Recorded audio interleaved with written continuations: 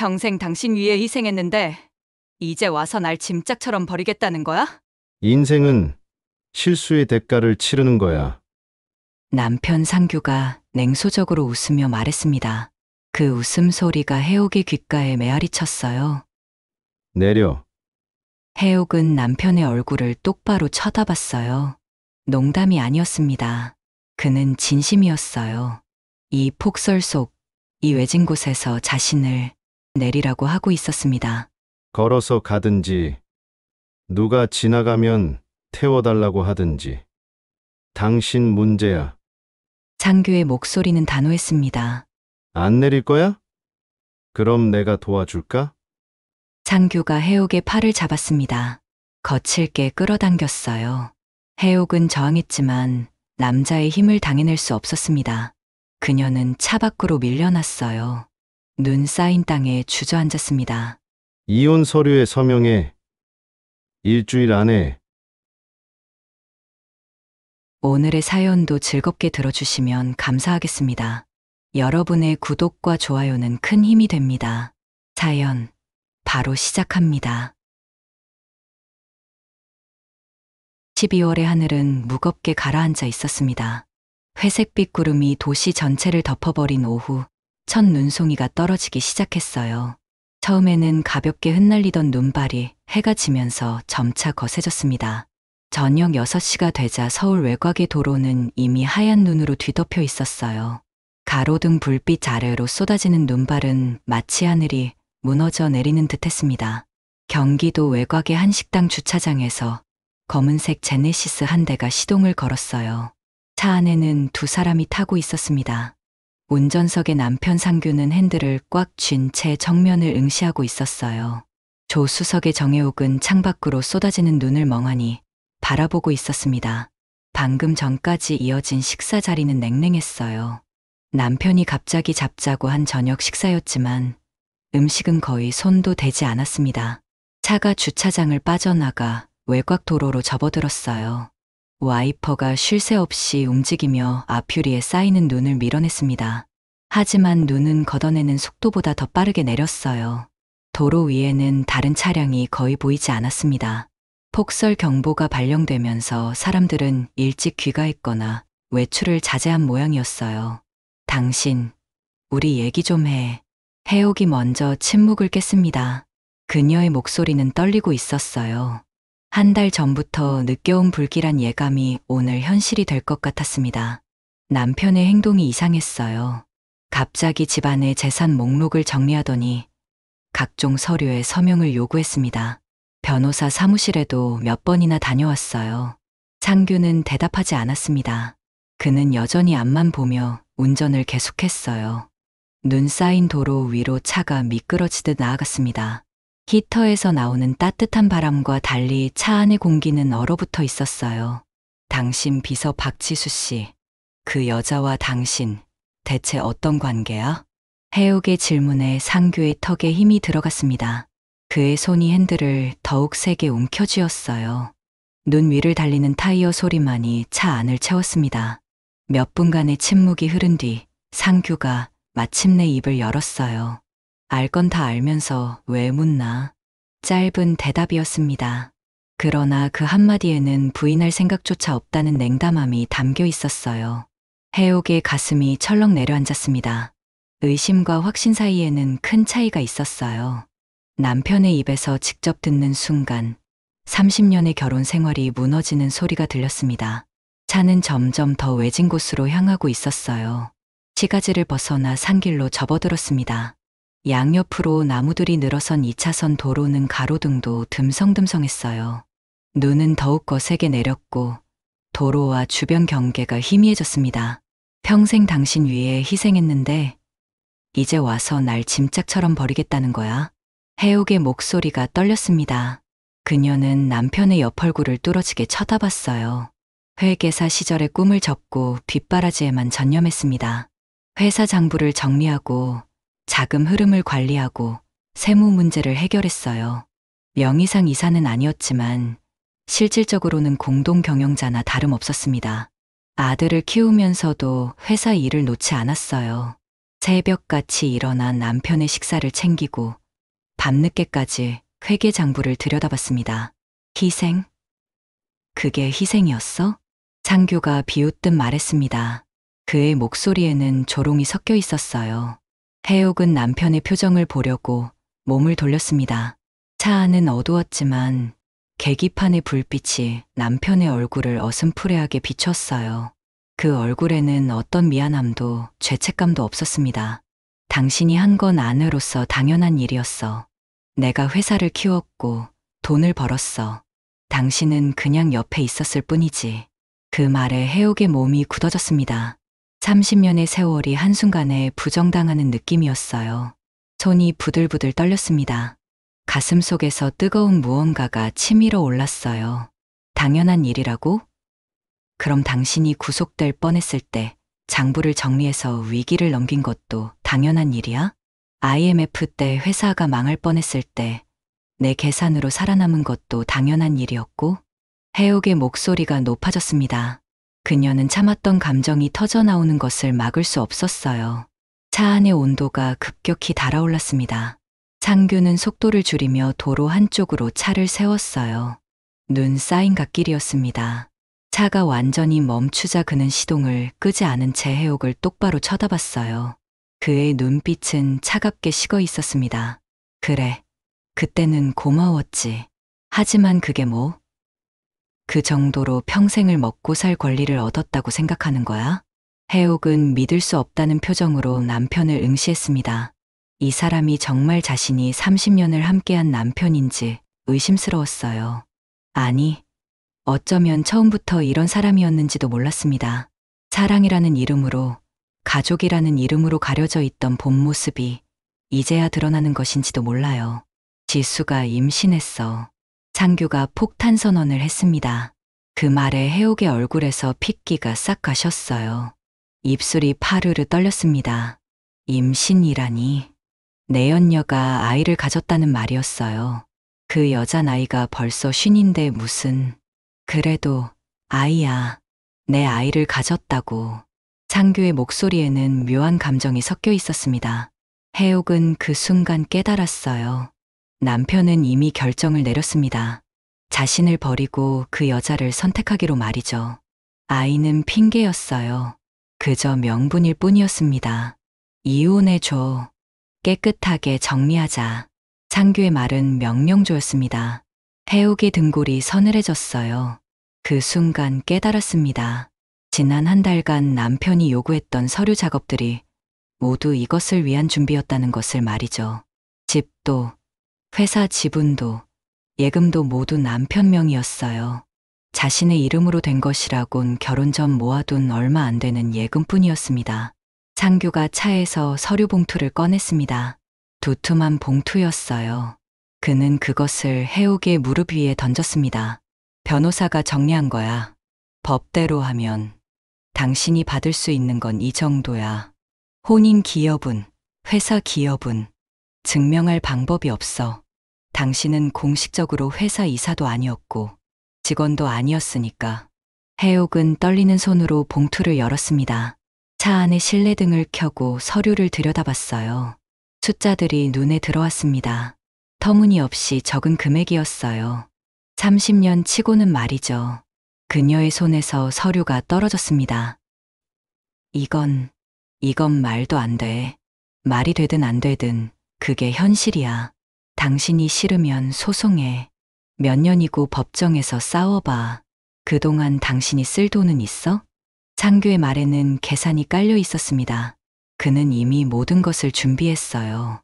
변호사와 상담하고 재산을 정리하고 빠져나갈 구멍을 다 만들어놨습니다. 해옥은 남편의 치밀함에 소름이 돋았어요. 차 밖으로 눈이 계속 쏟아졌습니다. 아퓨리에 눈이 쌓이기 시작했어요. 세상은 온통 하얗게 변해가고 있었습니다. 해옥은 창밖을 바라봤어요. 아무것도 보이지 않았습니다. 어디가 길이고 어디가 절벽인지 구분할 수 없었어요. 인생은 실수의 대가를 치르는 거야. 창규가 냉소적으로 웃으며 말했습니다. 그 웃음소리가 해옥의 귓가에 메아리 쳤어요. 실수의 대가라니. 그렇다면 자신이 저지른 실수는 무엇이었을까요? 이 남자를 사랑한 것? 믿고 따른 것? 아니면 자신의 이름으로 된 것 하나 제대로 챙기지 못한 것? 창규가 갑자기 시동을 껐습니다. 차 안이 순식간에 조용해졌어요. 히터도 멈췄습니다. 해옥이 놀라 남편을 돌아봤어요. 내려. 뭐라고? 내리라고 여기서. 창규의 목소리는 단호했습니다. 해옥은 남편의 얼굴을 똑바로 쳐다봤어요. 농담이 아니었습니다. 그는 진심이었어요. 이 폭설 속, 이 외진 곳에서 자신을 내리라고 하고 있었습니다. 걸어서 가든지, 누가 지나가면 태워달라고 하든지. 내 알바 아니야. 창규가 조수석 문을 열었습니다. 차가운 바람이 휘몰아쳐 들어왔어요. 눈발이 차 안으로 날아들었습니다. 해옥은 믿을 수 없다는 표정으로 남편을 쳐다봤어요. 30년을 함께한 사람이 이럴 수 있다는 게 믿기지 않았습니다. 안 내릴 거야? 그럼 내가 도와줄까? 창규가 해옥의 팔을 잡았습니다. 거칠게 끌어당겼어요. 해옥은 저항했지만 남자의 힘을 당해낼 수 없었습니다. 그녀는 차 밖으로 밀려났어요. 눈 쌓인 땅에 주저앉았습니다. 이혼 서류에 서명해. 일주일 안에. 창규가 마지막으로 말을 던지고는 문을 닫았습니다. 시동이 다시 걸렸어요. 차가 천천히 움직이기 시작했습니다. 해옥은 눈 속에 주저앉은 채 남편의 차를 바라봤어요. 붉은 미등이 점점 멀어져 갔습니다. 눈발 속으로 사라져가는 불빛이었어요. 주변은 고요했습니다. 차 소리가 완전히 사라지자 세상에는 눈 내리는 소리만 남았어요. 해옥은 일어서려고 했지만 다리에 힘이 들어가지 않았습니다. 온몸이 떨렸어요. 추위 때문인지 충격 때문인지 알 수 없었습니다. 그녀는 도로를 따라 걷기 시작했어요. 어디로 가야 할지 몰랐습니다. 그저 걸어야 한다는 생각뿐이었어요. 발이 눈 속에 빠졌습니다. 신발 안으로 눈이 들어왔어요. 옷은 금방 젖었고 머리카락에 눈이 쌓였습니다. 얼마나 걸었을까요? 시간 감각이 사라졌습니다. 몸은 점점 무거워졌고 의식이 흐릿해졌어요. 해옥은 그만 중심을 잃고 넘어졌습니다. 차가운 눈 위에 쓰러졌어요. 일어나야 한다는 생각은 들었지만 몸이 말을 듣지 않았습니다. 멀리서 헤드라이트 불빛이 보였습니다. 차가 오고 있었어요. 해옥은 손을 들어 올리려 했지만 팔이 움직이지 않았습니다. 의식이 점점 멀어져 갔어요. 붉은 미등. 그 붉은 불빛이 자꾸만 눈앞에 어른거렸습니다. 트럭이 천천히 다가왔습니다. 운전자는 도로 한가운데 쓰러진 사람을 발견했어요. 급히 차를 세웠습니다. 오태식이라는 이름의 남자였어요. 그는 재빨리 차에서 내려 쓰러진 여자에게 달려갔습니다. 저기요. 정신 차리세요. 태식이 해옥을 흔들었습니다. 반응이 없었어요. 그는 해옥을 안아 올렸습니다. 가벼운 몸이었어요. 눈에 젖어 얼어붙기 직전이었습니다. 그는 서둘러 해옥을 트럭에 태웠어요. 히터를 최대로 틀었습니다. 조금만 버티세요. 구급차가 올 거예요. 태식은 핸드폰을 꺼내 119에 전화를 걸었습니다. 위치를 설명하고 상황을 알렸어요. 구급차가 오는 동안 그는 해옥의 몸을 계속 흔들어 깨웠습니다. 의식을 잃으면 안 됐어요. 해옥의 눈이 가늘게 떠졌습니다. 흐릿한 시야에 낯선 남자의 얼굴이 보였어요. 누구지? 어디지? 생각이 정리되지 않았습니다. 그녀의 입술이 파르르 떨렸어요. 괜찮습니다. 구급차 곧 옵니다. 조금만 버티세요. 태식의 목소리가 들렸습니다. 따뜻한 목소리였어요. 해옥은 그 목소리를 들으며 다시 의식을 잃었습니다. 그녀의 마지막 기억은 눈 속으로 사라지던 붉은 미등이었어요. 병원의 형광등 불빛이 하얗게 빛났습니다. 복도를 오가는 간호사들의 발걸음 소리가 규칙적으로 들려왔어요. 4인실 병실의 창가 침대에 누워있던 해옥이 천천히 눈을 떴습니다. 시야가 서서히 선명해졌어요. 천장에 스프링클러, 커튼 레일, 그리고 창밖으로 보이는 겨울 하늘이 눈에 들어왔습니다. 입원한 지 사흘째였어요. 저체온증과 경미한 동상으로 치료를 받았습니다. 다행히 큰 후유증은 없었어요. 의사는 조금만 늦었어도 위험했을 거라고 말했습니다. 해옥은 자신을 구해준 사람이 누구인지 궁금했어요. 병실 문이 열리며 간호사가 들어왔습니다. 체온계와 혈압계를 들고 있었어요. 활력 징후를 체크한 간호사가 밝게 웃으며 말했습니다. 많이 좋아지셨네요. 오늘 퇴원 가능하실 것 같아요. 간호사가 나간 뒤 해옥은 침대 옆 협탁에 놓인 핸드폰을 집어 들었습니다. 전원을 켰어요. 부재 중 전화가 10여 통 있었습니다. 모두 아들에게서 온 것이었어요. 해옥은 전화를 걸지 않았습니다. 아직 아들에게 무슨 말을 해야 할지 정리되지 않았어요. 점심때가 되자 병실 문이 다시 열렸습니다. 중년 남자가 과일 바구니를 들고 들어왔어요. 검은색 패딩에 청바지를 입은 평범한 차림이었습니다. 얼굴에는 수심이 가득했지만 눈빛은 온화했어요. 좀 어떠세요? 구조자 태식이 조심스럽게 물었습니다. 해옥은 그를 보자 그날 밤의 기억이 떠올랐어요. 눈 속에 쓰러졌을 때 흐릿한 의식 속에서 들었던 그 목소리였습니다. 덕분에 살았습니다.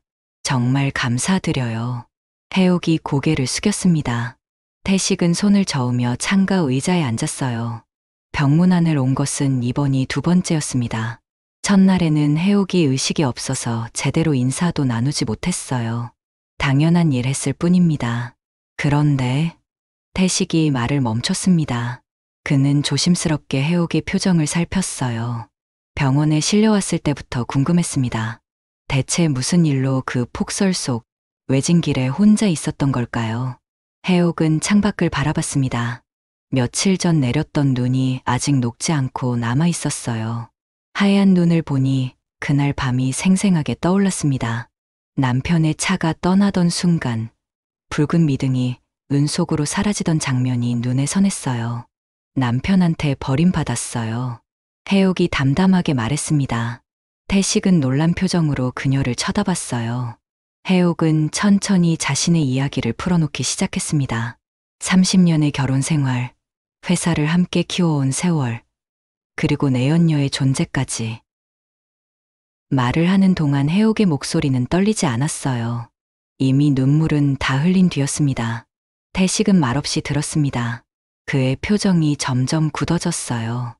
오랜 세월 기업 감사 업무를 하면서 수많은 부정과 비리를 봐왔지만 이런 개인적인 배신 앞에서는 어떤 말로도 위로가 되지 않을 것 같았습니다. 그 사람이 회사 자금을 빼돌리고 있는 것 같아요. 해옥이 조용히 덧붙였습니다. 태식의 귀가 번쩍 뜨였어요. 그는 의자를 침대 쪽으로 조금 더 당겼습니다. 해옥은 지난 몇 달간 남편의 회사 장부를 살펴본 이야기를 했어요. 명의상 이사는 아니었지만 30년간 실질적으로 회계를 관리해왔기에 접근 권한은 있었습니다. 장부를 들여다보다가 이상한 점을 발견했어요. 내연녀 지수에게 지급되는 인건비가 비정상적으로 높았습니다. 비서직급인데 월급이 임원급이에요. 게다가 상여금 명목으로 수천만 원씩 나가더군요. 해옥의 목소리에 분노가 섞였습니다. 태식은 턱을 쓰다듬으며 생각에 잠겼어요. 그의 머릿속에서 퍼즐 조각들이 맞춰지기 시작했습니다. 그 여자가 새 사업을 준비 중이라는 소문도 들었어요. 회사 근처에 사무실까지 얻었다던데. 태식의 눈빛이 날카로워졌습니다. 그는 수십 년간 기업 감사 업무를 해온 전문가였어요. 이런 패턴은 익숙했습니다. 횡령의 전형적인 징후였어요. 증거는 있으신가요? 태식이 신중하게 물었습니다. 해옥은 고개를 저었어요. 장부를 확인하긴 했지만 그것만으로는 부족했습니다. 법적으로 문제 삼기에는 더 확실한 증거가 필요했어요. 제가 도와드릴 수 있을 것 같습니다. 태식의 말에 해옥이 고개를 돌렸습니다. 그의 눈에는 진지함이 가득했어요. 태식은 자신의 경력을 설명하기 시작했습니다. 대기업 회계감사관으로 20년을 일했어요. 분식회계, 횡령, 배임 사건을 수없이 다뤘습니다. 최근에 정년퇴직을 하고 트럭 운전으로 소일하고 있었지만 전문성은 여전했어요. 하지만 어떡해요? 저는 이제 그 회사와 아무 관계도 없는데. 해옥이 무력하게 말했습니다. 태식은 잠시 생각하더니 천천히 입을 열었어요. 정면 승부는 어렵습니다. 하지만 우회로는 있어요. 일주일 뒤 서울 강남구의 한 오피스텔 2층에 해오름 파트너스라는 간판이 걸렸습니다. 작은 사무실이었어요. 책상 2개, 컴퓨터 2대, 서류 캐비닛 몇 개가 전부였습니다. 창문으로 겨울 햇살이 들어왔어요. 해옥은 세명함을 손에 들고 찬찬히 살펴봤습니다. 해오름 파트너스 공동대표 정해옥이라고 적혀 있었어요. 30년 만에 처음으로 자신의 이름으로 된 직함을 가졌습니다. 태식은 사무실 한쪽 벽에 화이트보드를 설치하고 있었어요. 보드에 매직으로 조직도를 그리기 시작했습니다. 윤건설을 중심으로 협력업체들의 이름이 적혔어요. 우리의 표면상 사업은 중소기업 회계 및 경영 컨설팅입니다. 태식이 보드를 가리키며 설명했습니다. 해옥은 고개를 끄덕이며 그의 말을 들었어요. 계획은 치밀했습니다. 합법적인 컨설팅 회사로 시작해서 윤건설의 협력업체들을 고객으로 확보하는 것이었어요. 윤건설과 거래하는 중소건설사, 자재업체, 하청업체들은 대부분 회계 관리가 허술합니다. 우리가 제안할 서비스는 충분히 매력적일 겁니다. 태식의 설명이 이어졌습니다. 협력업체들의 장부를 정리해주고 세무자문을 해주는 과정에서 윤건설과의 거래 내역을 자연스럽게 파악할 수 있다는 것이었어요. 모든 과정은 합법적이었습니다. 고객사의 동의하에 진행되는 정당한 업무였어요. 그리고 협력업체들의 장부를 통해 윤건설의 자금 흐름을 역추적할 수 있습니다. 해옥의 눈빛이 빛났습니다. 그녀는 즉시 이해했어요. 며칠 뒤 두 사람은 첫 번째 타깃을 정했습니다. 대일산업이라는 중소 철강 자재 업체였어요. 윤건설의 주요 협력사 중 하나였습니다. 해옥은 대일산업 대표의 연락처를 알고 있었어요. 30년간 회사 일을 거들며 쌓아둔 인맥이 있었습니다. 전화를 걸었습니다. 수신음이 몇 번 울리더니 굵은 목소리가 들렸어요. 해옥은 차분하게 자신을 소개했습니다. 새로 시작한 컨설팅 회사의 대표라고요. 상대방은 반가워했습니다. 윤건설 사모님이라는 호칭으로 해옥을 기억하고 있었어요. 회계관리 때문에 골치 아프셨죠? 저희가 도와드릴 수 있습니다. 해옥의 제안은 구체적이었습니다. 장부 정리, 세무 신고 대행, 원가 분석까지. 게다가 첫 3개월은 무료 컨설팅이었어요. 상대방이 거절할 이유가 없었습니다. 태식은 사무실에서 사업자 등록증과 각종 인증 서류를 준비했어요. 모든 것이 정식 절차를 밟았습니다. 세무서에 사업자 등록을 했고 컨설팅 업종으로 신고했어요. 회계법인 협회에도 가입 신청을 냈습니다.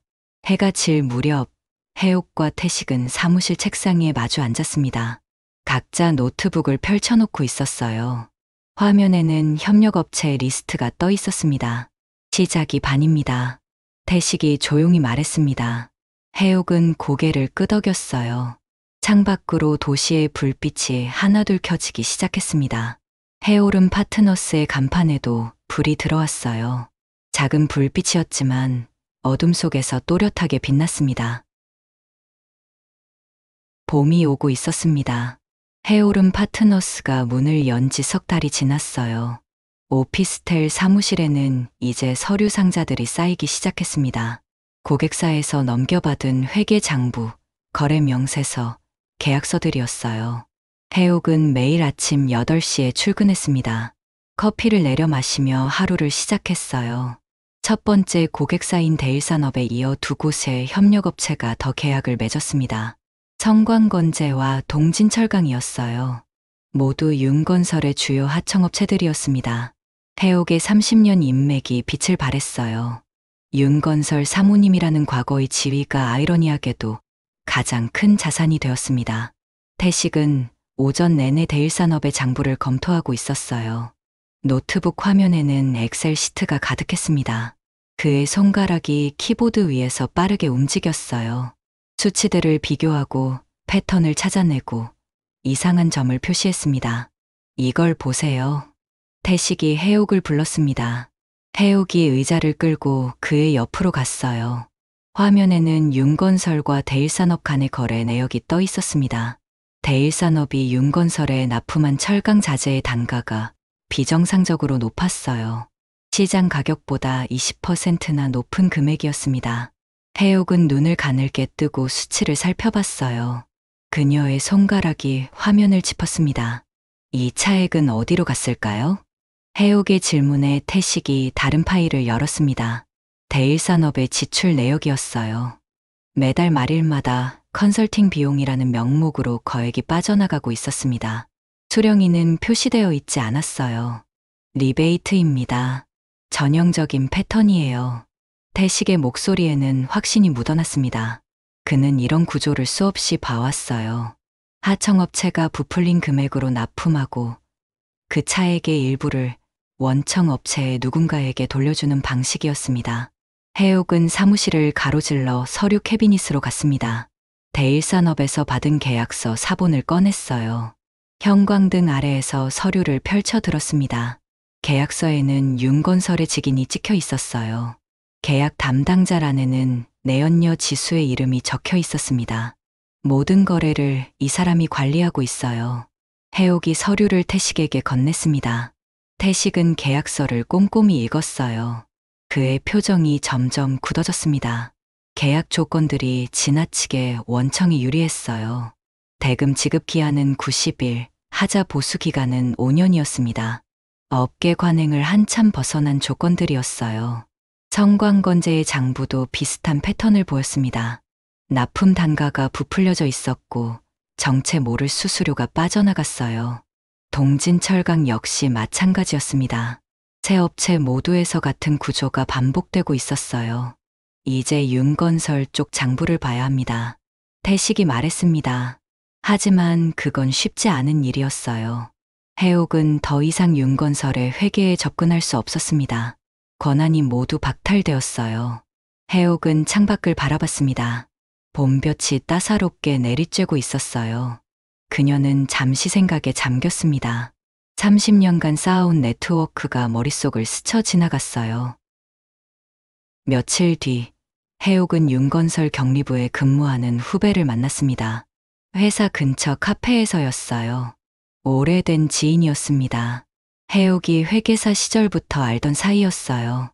요즘 회사 분위기가 어때요? 해옥이 라테를 마시며 물었습니다.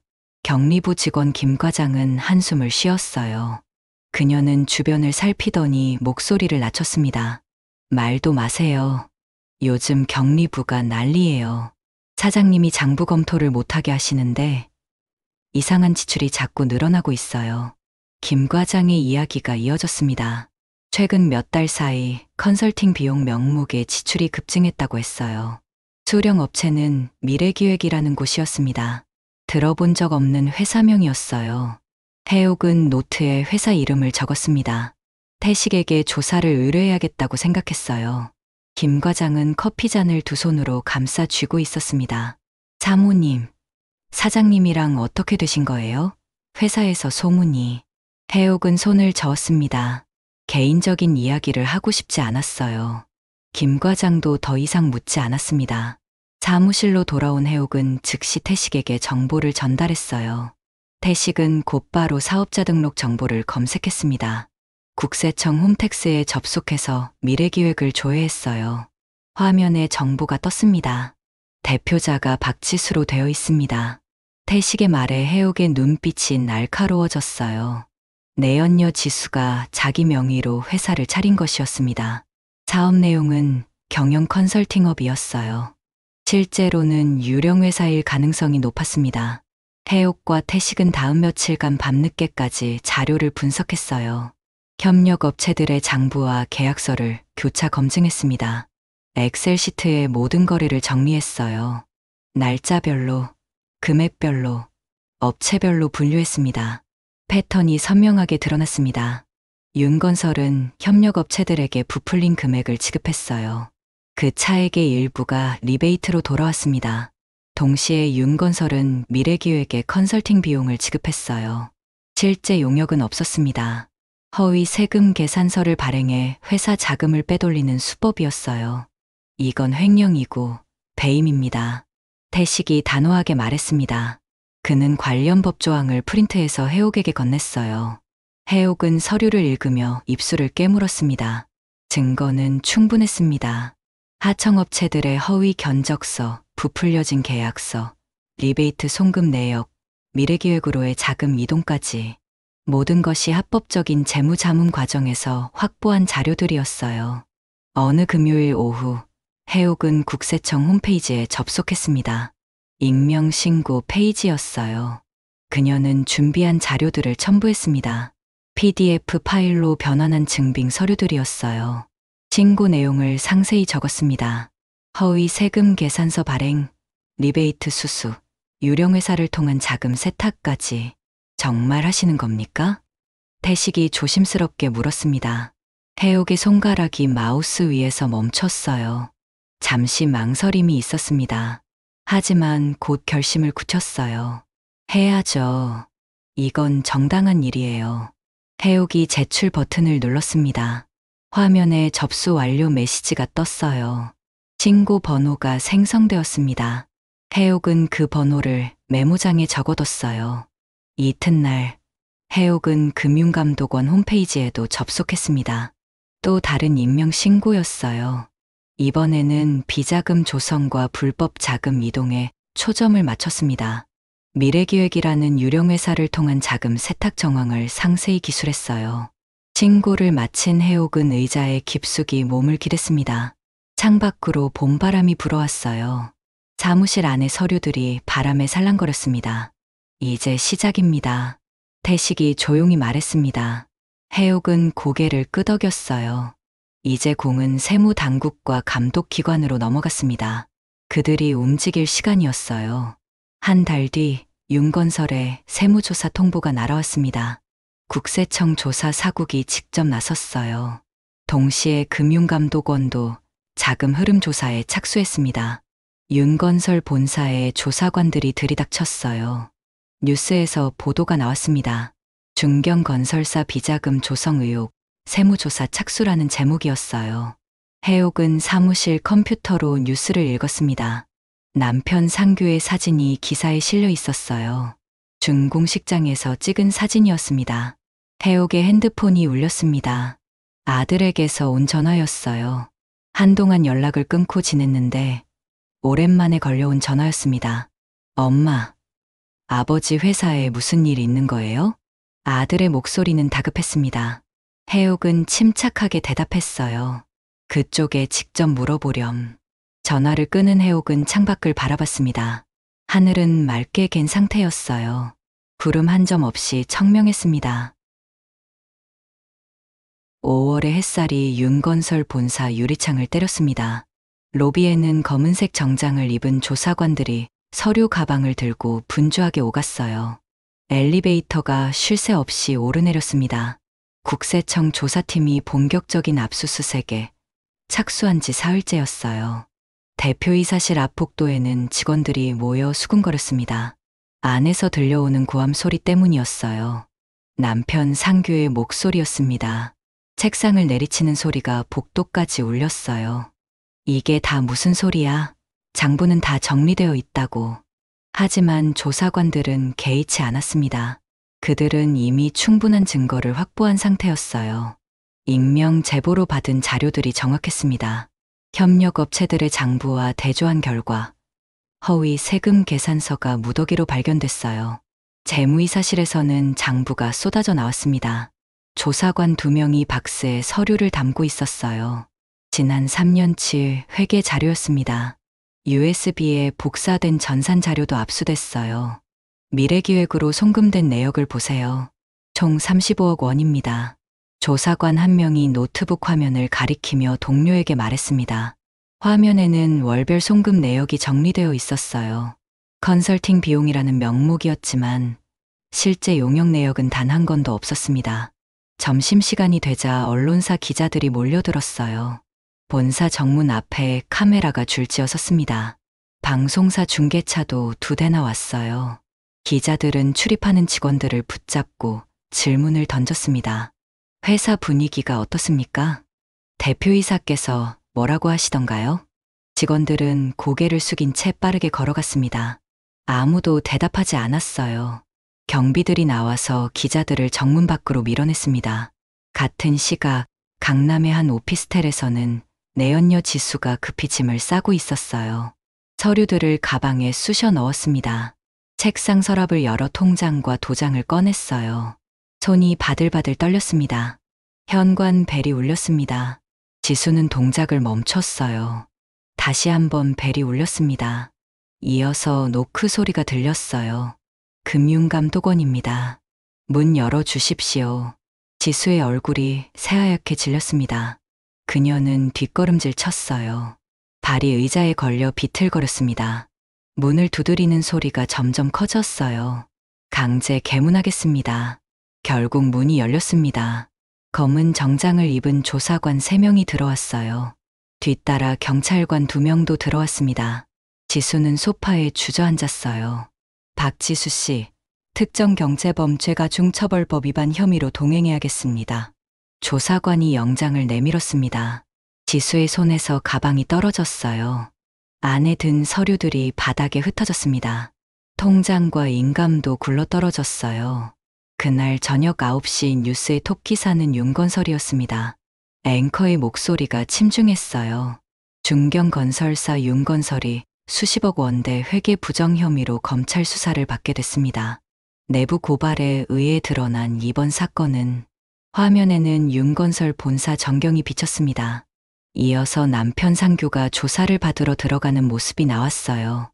그는 양복 상의로 얼굴을 가린 채 차에 올랐습니다. 해옥은 사무실에서 뉴스를 지켜봤습니다. 노트북 화면 속 남편의 모습이 낯설었어요. 30년을 함께한 사람이었지만 지금은 그저 화면 속 인물일 뿐이었습니다. 그녀는 노트북을 덮었어요. 며칠 뒤 검찰이 정식으로 수사에 착수했습니다. 서울중앙지검 금융조사부였어요. 남편 상규가 참고인 신분으로 출석했습니다. 조사는 8시간 동안 이어졌어요. 건물 밖에서는 또다시 기자들이 대기하고 있었습니다. 플래시가 터졌어요.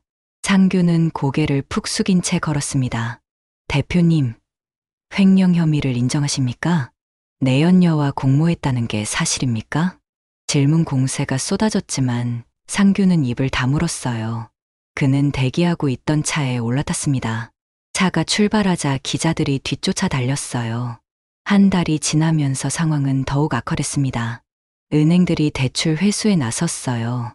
윤건설의 신용등급이 급락했습니다. 진행 중이던 공사 현장에서는 협력업체들이 작업을 중단했어요. 자재 대금이 밀렸기 때문이었습니다. 이사회가 긴급 소집됐습니다. 윤건설 본사 회의실에 이사진이 모였어요. 테이블 위에는 재무제표가 펼쳐져 있었습니다. 빨간 숫자들이 가득했어요. 이대로는 버틸 수 없습니다. 재무이사가 보고를 마쳤습니다. 부채가 급증했고 현금 흐름은 바닥났어요. 몇몇 이사들이 사표를 제출했습니다. 법정관리 신청을 검토해야 합니다. 누군가의 제안에 회의실이 조용해졌어요. 상규는 의자 등받이에 몸을 기댄 채 천장을 쳐다봤습니다. 그가 30년간 키워온 회사가 무너지고 있었어요. 6월 말 윤건설은 법정관리를 신청했습니다. 법원이 이를 받아들였어요. 회생 절차가 시작됐습니다. 법원이 지정한 관리인이 회사 경영을 맡았어요. 주주총회에서 상규는 경영권을 상실했습니다. 대표이사직에서 물러났어요. 그는 아무 말 없이 자리를 떠났습니다. 평생을 바친 회사에서 쫓겨나는 순간이었어요. 내연녀 지수는 구속됐습니다. 검찰이 구속영장을 청구했고 법원이 이를 받아들인 것이었어요. 업무상 횡령, 배임, 자금 세탁 혐의였습니다. 구속 적부심에서 지수는 혐의를 부인했지만 소용없었어요. 증거인멸과 도주 우려가 있습니다. 판사의 판단이었습니다. 지수는 수갑을 찬 채 호송차에 올랐어요. 카메라 플래시가 터졌습니다. 언론은 연일 이 사건을 다뤘습니다. 내부 고발로 무너진 중경건설사, 비자금 35억, 내연녀 명의 유령회사로 30년 기업 한순간에 몰락 같은 제목들이 신문 지면을 장식했어요. 하지만 그 내부 고발이 누구로부터 시작됐는지는 아무도 몰랐습니다. 해오름 파트너스라는 이름은 어디에도 등장하지 않았어요. 익명의 양심 고발로만 알려졌습니다. 9월이 되자 법원은 윤건설의 매각을 추진했습니다. 회생 가능성을 검토한 결과 인수자를 찾는 것이 최선이라는 판단이었어요. 입찰 공고가 나갔습니다. 여러 곳에서 관심을 보였습니다. 대형 건설사 2곳, 사모펀드 1곳이 예비 입찰에 참여했어요. 그리고 이름 없는 컨소시엄 하나가 더 있었습니다. 해오름 컨소시엄이라는 명칭이었어요. 해옥과 태식은 투자자들을 모았습니다. 협력업체 대표들, 업계 선배들, 금융 전문가들이 컨소시엄에 참여했어요. 자금을 모으고 실사를 진행하고 회생 계획을 수립했습니다. 입찰 마감일 오후, 해옥은 입찰서를 제출했습니다. 법원 접수처에 두툼한 봉투를 건넸어요. 안에는 인수 제안서와 자금 조달 계획이 담겨 있었습니다. 한 달 뒤 결과가 발표됐습니다. 우선 협상 대상자는 해오름 컨소시엄이었어요. 가장 현실적인 회생 계획을 제시했다는 게 선정 이유였습니다. 다른 입찰자들은 구조 조정을 전제로 했지만 해오름 컨소시엄은 고용 승계를 약속했어요. 인수 발표 기자회견이 잡혔습니다. 장소는 서울 프레스센터 대회의실이었어요. 오전 11시였습니다. 기자들이 회의실을 가득 메웠어요. 카메라 3대가 단상을 향하고 있었습니다. 정혜옥이 단상에 올랐습니다. 검은색 정장에 흰 블라우스를 입었어요. 머리는 단정하게 뒤로 넘겼습니다. 그녀의 걸음걸이는 흔들림이 없었어요. 기자들이 웅성거렸습니다. 윤건설 전 대표의 부인이 인수자로 나선 것에 놀란 것이었어요. 플래시가 쉴 새 없이 터졌습니다. 해옥은 단상 중앙에 마이크 앞에 섰습니다. 준비한 원고를 펼쳤어요. 하지만 그것을 보지 않았습니다. 그녀는 정면의 기자들을 똑바로 쳐다봤어요. 이 회사는 누군가의 욕망으로 더럽혀졌습니다. 해옥의 목소리가 회의실에 울렸습니다. 기자들의 웅성거림이 잦아들었어요. 모두가 그녀에게 집중했습니다. 하지만 그 속엔 아직 성실한 직원들이 남아 있습니다. 30년을 묵묵히 일해온 사람들이 있어요. 현장에서 땀 흘린 기술자들이 있습니다. 해옥은 잠시 말을 멈췄습니다. 물 한 모금을 마셨어요. 손은 전혀 떨리지 않았습니다. 이제부터는 그들의 회사로 만들겠습니다. 플래시가 다시 터졌습니다. 기자들이 일제히 손을 들었어요. 질문이 쏟아질 차례였습니다. 해옥은 침착하게 다음 질문을 기다렸어요. 회의실 뒤편에서 태식이 지켜보고 있었습니다. 그는 조용히 미소 지었어요. 6달 전, 눈 속에서 쓰러져 있던 그 여자가 지금 단상 위에 서 있었습니다. 세상을 향해 자신의 목소리를 내고 있었어요. 창밖으로는 가을 햇살이 쏟아지고 있었습니다. 도심의 빌딩들이 햇빛을 받아 반짝였어요. 해옥은 창밖을 잠깐 바라봤습니다. 그리고 다시 기자들을 향해 고개를 돌렸어요. 이제 시작이었습니다. 들어주셔서 감사합니다. 이야기가 마음에 드셨다면 구독과 좋아요 부탁드립니다. 오늘도 행복한 하루 되세요.